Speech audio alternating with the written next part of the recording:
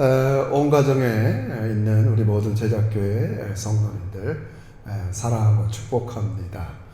우리가 물리적으로 거리는 떨어져 있지만 하나님의 말씀을 매개로 해서 우리가 이 시간에 하나가 되는 시간이 되기를 바랍니다. 사랑하는 성도 여러분, 우리가 작년 특별히 올해 들어서 우리가 자꾸 점검하는 건 이 시대가 예전보다 많이 변화됐기에 우리가 믿는 구원, 복음도 한번 다시 점검할 필요가 있다는 것들을 우리가 같이 인식하면서 그 첫째가 우리가 믿는 복음, 가장 중요한 것 중에 하나가 하나님께서 우리를 다스린다는 게 복음 중에 복음이라고 말씀드렸습니다. 결국 우리가 예수 그리스도의 피운 십자가를 믿는 이유도 예수를 믿고 하나님을 다시 나의 주로 섬기기 위한 그러한 일들 때문에 우리는 하나님을 믿게 되는 겁니다. 그래서 단순히 예수 믿고 천당 가는 것뿐 아니라 지금 예수를 믿어서 하나님께서 오늘도 여러분과 저의 가정을 다스리는 것, 또 우리 쪽에서는 하나님의 다스림을 받고 살아가는 것, 순종하고 사는 게 믿음 생활이다. 그렇게 말씀드렸어요. 그래서 우리는 사도행전을 보면서 또 하나는 이렇게 지금 시대처럼 성경의 권위가 좀 자꾸 이렇게 무너지고 사람들이 너무 자기 생각들이 강하고 자기 가치들이 강하고 또 하나님의 존재가 이렇게 힘해가는 이 시대는 반드시 내가 믿는 하나님, 내가 늘 이렇게 신뢰하며 살아가는 이 성경 말씀을 성령 하나님이 확증시켜 주시고 성경 말씀대로 살 때에 능력이 나타나야 된다는 것을 우리가 좀 계속 강조했습니다. 반드시 우리는 그런 삶을 통해서 예수를 믿는 게 단순히 관념, 그냥 생각이 아니라 실제 매일의 삶에서 하나님께서 역사하시고 나타나시고 또 우리는 그 열매로 그것을 드러내야 한다는 것들을 우리는 계속 공부해 왔습니다. 그래서 우리 지난주에서 우리가 읽을 때 앞으로 우리가 믿음 생활은 성령님을 따라 사는 겁니다. 믿음 생활은 성령님을 따라 살아갑니다. 예수를 믿고 나서도 여전히 내 생각, 내 뜻, 나 위주로 살아가는 것은 그건 육신을 따라 사는 겁니다. 그의 결과는 지난주도 공부했지만 사망입니다. 좋지 않은 결과를 맺습니다. 우리가 믿음 생활한다, 복음의 삶을 살아간다는 것은 이제 내 곁에 계신, 내주하고 계신 성령의 인도에 따라서 살아가는 겁니다. 그래서 성령의 인도를 받기 위해서는 항상 성령께서 품는 생각을 하고 살아갈 때 우리는 더 성령께서 우리 안에서 자유롭게 역사하는 것을 우리가 지난주 말씀을 통해 배웠습니다. 그러면서 우리는 계속적으로 성령께서 오늘 본문을 통해서 내 안에 성령께서 강하게 역사하는 것을 로마서에서는 그 옛날 표현이지만 왕노릇한다는 표현이 많아요. 근데 그 중에서 특별히 은혜가 우리 안에 왕노릇할 때에 우린 성령의 인도에 따라 살아갈 수 있게 됩니다. 그래서 이 시간에는 여러분과 제가 다시 한번 은혜를 알고 깨닫고 은혜가 여러분의 심령, 여러분의 가정, 내 매일의 삶에 은혜가 지배하면서 은혜에 보답하는 신앙생활에 대해 말씀을 증거하도록 하겠습니다. 사실 은혜라는 말은 지금 우리가 일상생활에서는 많이 쓰지 않습니다. 가끔 이렇게 사극을 보면 내가 은혜를 입었습니다. 지금의 일상생활에서는 사람들은 은혜라는 말은 잘 쓰지 않습니다. 우리 신앙생활에서 또 말씀에서는 은혜란 말이 굉장히 중요합니다.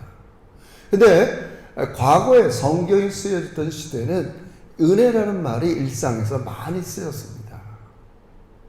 그래서 모든 이렇게 경제생활, 사회생활 그 핵심되는 말 중에 하나가 은혜입니다. 그래서 그게 경제적인 면에서도 내가 이렇게 재정이 부족하고 힘들 때 다른 사람들이 구워주고 은혜를 베푼다 이렇게 얘기하는 겁니다. 그래서 바울은 오늘 우리가 신앙생활하고 성령의 충만한 다스림을 받기 위해서는 먼저 은혜가 내 안에 지배해야 된다는 것을 이야기합니다. 그래서 이 아침 먼저 은혜, 바울이 로마서를 통해서 은혜를 여러 가지로 얘기하는데 그 첫 번째가 은혜는 선물이라는 겁니다. 그러니까 요즘 선물을 한다. 통상적으로 내가 누구한테 선물을 한다는 것은 다분히 의도가 있어요. 내가 저 사람한테 이렇게 관계를 좀 잘 맺기 위해서든지 아니면 저 사람과 이렇게 좋은 교제를 위해서 그런다든지 그래서 의미 없이 하는 선물은 없습니다. 그죠? 내 어떤 의도와 이런 것을 가지고 선물을 하죠. 근데 하나님께서 여러분에게 베푸신 선물, 은혜는 그렇지 않습니다. 그것은 상대방의 자격, 상대방의 어떤 뭐라 그럴까요? 배경, 상대방과 상관없이 하나님 쪽에서 일방적으로 이렇게 주시는 겁니다. 그러니까 상호 보훈의 관계가 없어요. 사실은 먼저는.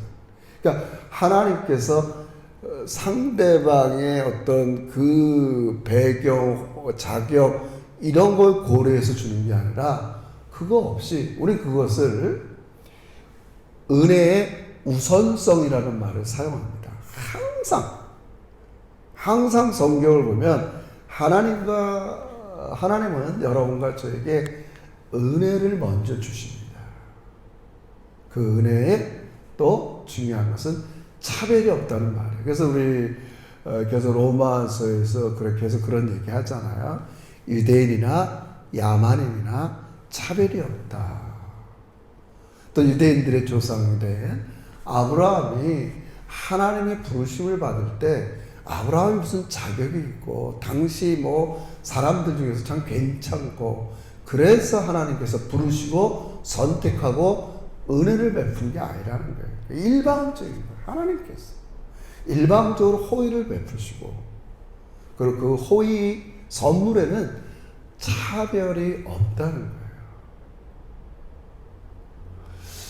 거예요. 우리의 개념으로 좀 이야기는 들지만 그래서 계속해서 사도 바울은 이제 로마서 9장에 가면 다음 장 가면 어떻게까지 얘기냐면 너도 한번 잘 생각해봐라. 너의 조상된 야곱의 두 아들, 미안합니다. 아브라함에게 이삭에게 두 아들이 있었는데 야곱과 에서가 있었지만 야곱과 에서가 태어나기도 전에 그들이 어떤 행동을 하기도 전에 하나님께서는 야곱을 선택했다고 그랬어요. 이게 은혜의 성격이에요. 그 사람이 뭘 하기도 전에. 그래서 이런 게 이제 발전돼서 이제 뭐 예정론이라는 신학도 나왔지만 하도 중요한 것은 은혜, 선물이라는 게 항상 하나님께서 우선. 그리고 선물 받는 사람들의 어떤 자격, 배경 이걸 고려치 않고 차별 없이 하나님께서 주셨다는 거예요. 더 나아가서는 하나님께서 이 은혜를 주실 때에 충분히 주신다는 거예요. 로마서 5장에도 그것을 얘기합니다. 로마서 5장에 아담의 죄로 인해서 모든 사람들이 죄인이 됐어요. 그러나 또 한 사람 예수 그리스도의 은혜를 통해서 모든 사람이 구원을 얻어요. 그러니까 요즘 이제 좀 나이브한 생각일 수 있지만 이렇게 예전에 우리가 살 때보다 사람들이 죄가 뭐라 그럴까요? 너무 잔인하다 그럴까요? 그런 죄악들이 많아졌어요. 그래서 한쪽에서 그것들이 이렇게 그 죄에 대한 이렇게 법의 심판이 약해서 그렇다, 법을 강화하자 그렇게 얘기할 수 있지만 성경적인 입장에 보면 요즘은 많은 이 사람들이 죄에 대한 의식이 약해진 거예요. 이 죄를 지면 양심이 아프다든지, 내가 정말 이런 죄를 지면 안 되겠다, 뭘 두렵다든지. 예전에는 그게 뭐 하나님을 믿거나 안 믿건 하늘을 두려워하고 사람들을 두려워하고 그런 죄의 의식이 있었다고요. 이거 내가 이런 죄를 짓고 어떻게 살겠노. 근데 지금은 그런 죄의 의식이 사람들에게 없어졌어요. 근데 이게 역으로 얘기하면 좋은 게 아닙니다. 성경은 로마서에서 죄의 의식이 있어야 이 문제를 해결하려고 하나님의 은혜를 갈망하게 되는 거예요. 죄를 져도 내가 이게 죄인지 모르고 이게 심각한 건지 모르고 자꾸, 왜냐면 이 세상 사람들이 그렇게 살아가니 자칫하면 우리 그리스도인들도 그렇게 살아가는 거야. 남들 다 그렇게 살아가는데 내가 뭐 두렵지, 그저 뭐 주일날 예배 드리는 정도로 자꾸 이렇게 신앙이 축소되고는 안 되는데 자칫 그럴 위험이 있는 거예요. 성경은 특히 로마서에서는 은혜의 충분성을 얘기합니다. 인간을 죄에 괴롭히는 게 죄고, 죄를 지면 마음속에 죄의식, 죄책감, 이걸 어떻게 해결하겠어요? 근데 진정으로 참회하고 회개하는 자에게 은혜가 임한단 말이에요. 어떤 죄악도. 제가 지난주도 계속 얘기했지만 우린 지난날의 과거와 깨끗이 화해하는 게 중요하다. 내가 지난날 어떤 상처를 받고 어떤 죄악을 졌어도 하나님께 진정성 있게 참여하고 뉘우치고 회개하면 하나님은 동이 서에서 먼 것처럼 흰눈처럼 양털처럼 우리 죄를 기억도 하지 않았어요. 이게 은혜의 충분성이에요. 어떤 죄악도 하나님의 은혜 앞에서는 다 우리가 치유되고 회복되는 겁니다. 차별이 없어요. 여러분, 이 은혜를 다시 한번 알고 깨닫기를 주의 이름으로 축원합니다. 그래서 항상 로마서 표현이지만 이런 걸 은혜가 왕노릇한다 이렇게 얘기해요. 로마서의 표현인데 왕노릇한다, 이것도 뭐 지금 쓰는 표현이 아닙니다. 고대사에서 왕노릇한다는 건 왕 외에는 다 종이에요. 왕이 지배하는 거예요. 이 세상의 모든 사람들은 죄의 지배를 받고 살았어요. 그러나 진심으로 회개하고 돌아설 때 하나님의 은혜가 여러분의 심령과 가정과 우리의 삶을 지배하게 되는 겁니다. 우리가 그래서 다시 한번 치유되고 회복되고 자유롭게 살 수 있는 거예요. 먼저 이 아침에 이 은혜가 여러분에게 있기를 주의 이름으로 축원합니다. 은혜가 지배하는 여러분의 가정, 은혜가 지배하는 우리 교회, 여러분의 심령이 될 때 우리 더 이상 죄의 지배로부터 구속받지 않고 자유롭게 돼요. 근데 여러분, 이 은혜는 중요한 게 한 가지가 있어요. 그걸 이제 말을 붙일 때 은혜의 효과성, 어떤 신학자는 은혜의 생산성이라고 그러는데 많은 성도들이 이 지점에서 오해를 하고 있어요. 하나님의 은혜는 무조건 주는 거기 때문에 나는 그 은혜에 대해서 보답하지 않아도 된다, 이런 생각을 갖고 있는 거예요.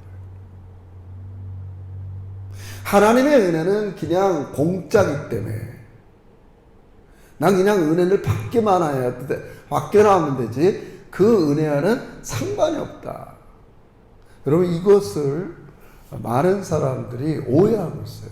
성경은 그렇게 얘기하지 않습니다. 반드시 하나님의 은혜의 지배를 받는 사람들은 어떤 마음의 일으킴을 받느냐. 내가 은혜에 보답하고 살아야겠구나. 이런 생각을 갖게 된다는 거예요. 하나님의 은혜의 지배를 받는 사람들은 그 은혜가 나를 하고 뭔가를 일으키게 해요. 그래서 사도 바울은 이런 고린도전서 6장에서 이런 표현을 씁니다. 우리가 하나님께 일하는 자로서 너희를 권하노니 하나님의 은혜를 헛되이 받지 말라는 겁니다. 이 말은 내가 은혜를 받았으면 이 은혜는 반드시 내 삶에 효과를 일으켜서 어떤 생산성을 일으킨다는 말이에요. 뭔가 이렇게 예를 들면 내가 직분을 받았다. 목사라는 직분이다. 하나님이 나에게 은혜를 지배할 때 나는 이 직분에 대해서 태만하지 않고 열심히 하고자 하는 이런 효과를 일으킨다는 거예요. 하나님이 나를 그냥 자격 없는 나를 목사로 만들었어. 나를 교인으로 만들었어. 하나님의 은혜는 한 번도 변하지 않아. 나한테 맨날 은혜만. 이렇지 않다는 겁니다. 하나님의 은혜의 지배를 받는 사람들은 나에게 자격 없는 나에게 구원을 할 뿐만 아니라 성도로, 목사로, 직분으로, 안수집사로, 권사로 이 직을 줬을 때 이 직이 아무리 고통스럽고 어려워도 그 직분을 감당하려는 그러한 마음을 일으키는 거예요.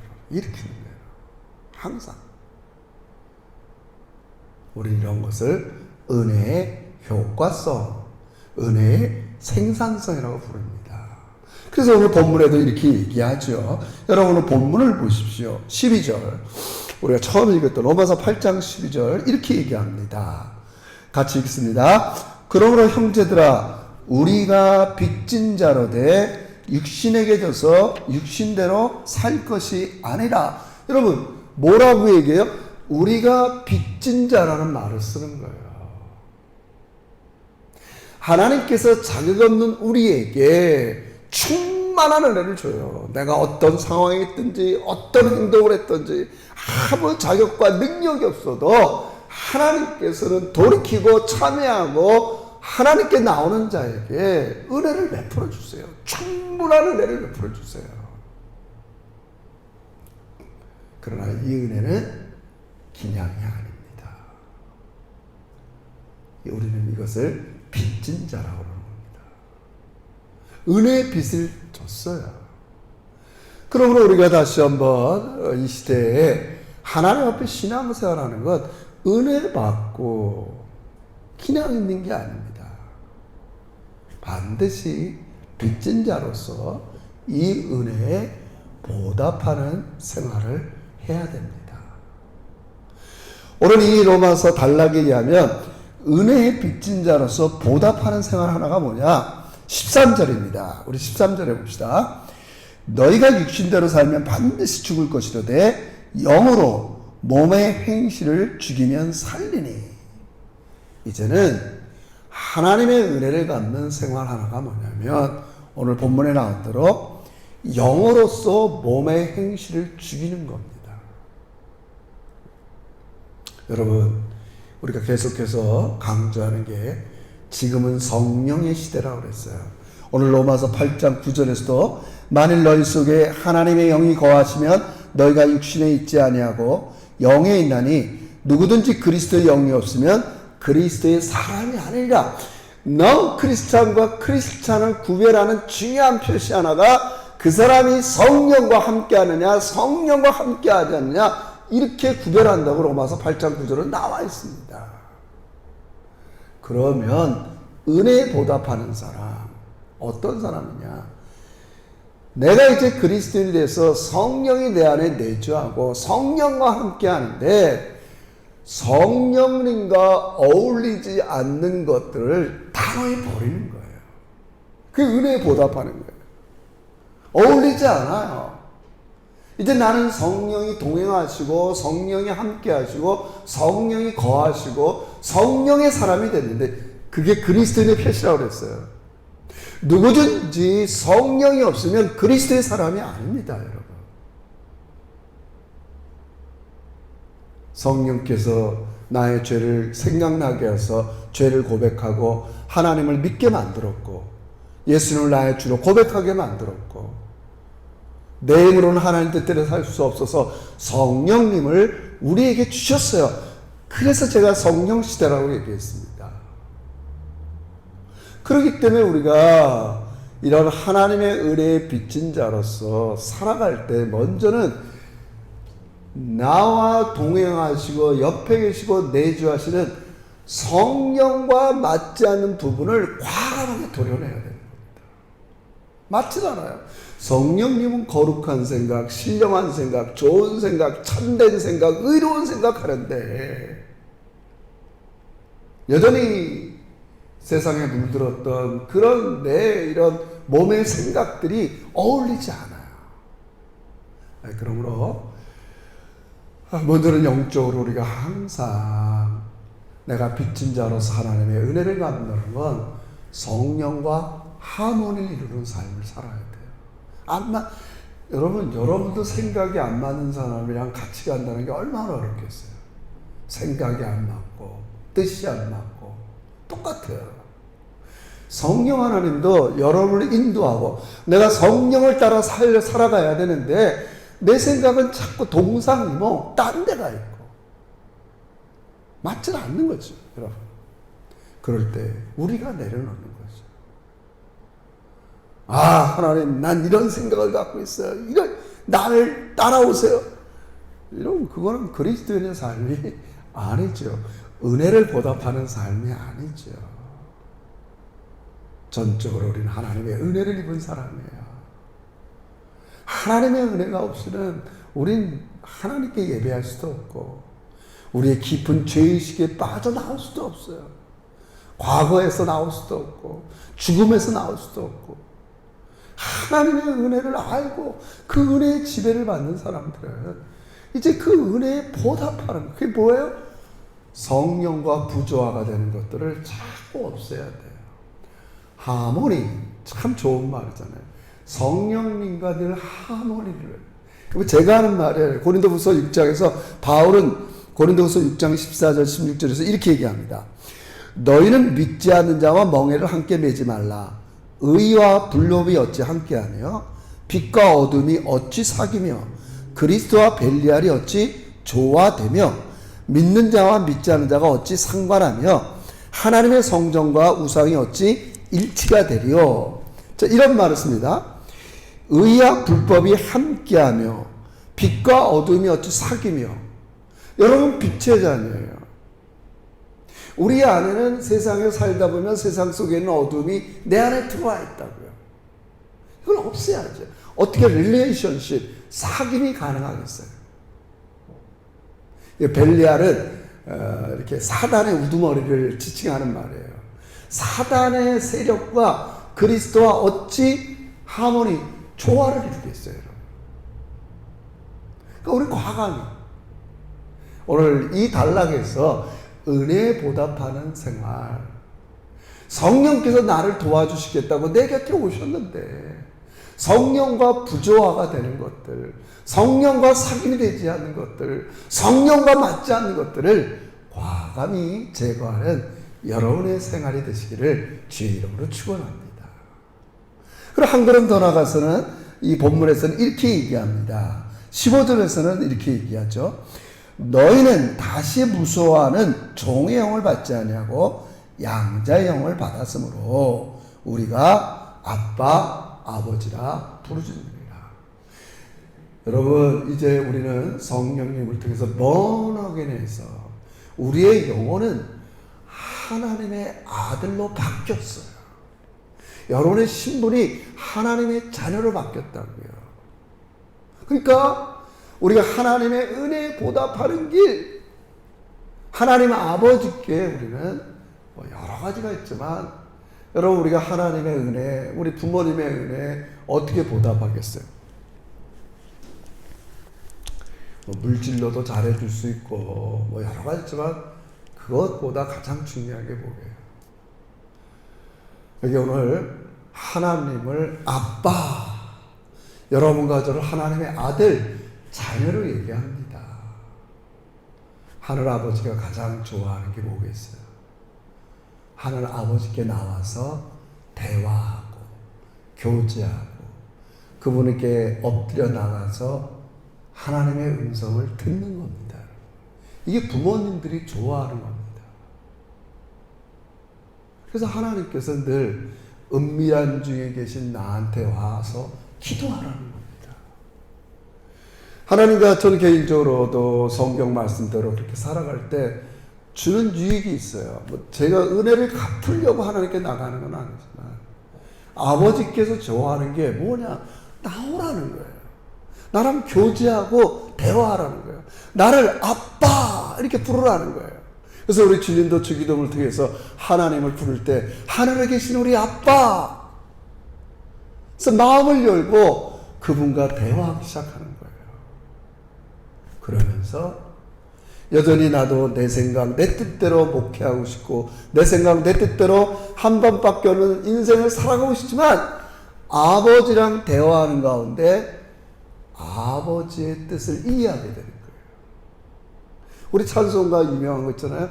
나의 품은 뜻 주의 뜻같이 되게 하여 주소서. 이게 아버지께 은혜를 갚는 거예요. 이제 얘들아, 너희 그만 네 뜻들을 내려놓고 너희들이 내 뜻대로 살았으면 좋겠다. 그게 은혜에 보답하는 거예요. 우리 그냥 어떻게 하면 그냥 내 뜻 이루어주세요. 내 뜻대로 살고 싶어요. 이런 것은 아버지께 은혜를 보답하는 게 아닙니다. 하나님의 은혜를 보답하는 길은 다른 게 아닙니다. 그분 앞에 나가서 아빠, 아버지라 부르면서 내 생각, 내 뜻을 내려놓고 조용히 들어보면서 아버지가 정말 나를 위해서 귀한 뜻을 갖고 계시구나. 내가 주님 뜻대로 살 때 성경도 얘기잖아요. 그게 생명과 평안이에요. 내 뜻대로 살면 사망입니다. 내 뜻을 내려놓고 아버지의 뜻대로 살겠다. 그러면서 여러분, 그게 이제 평안이라는 말로 성경하지만 내 마음이 정화되는 그런 뭐라 할까요? 결과를 저는 늘 맛봅니다.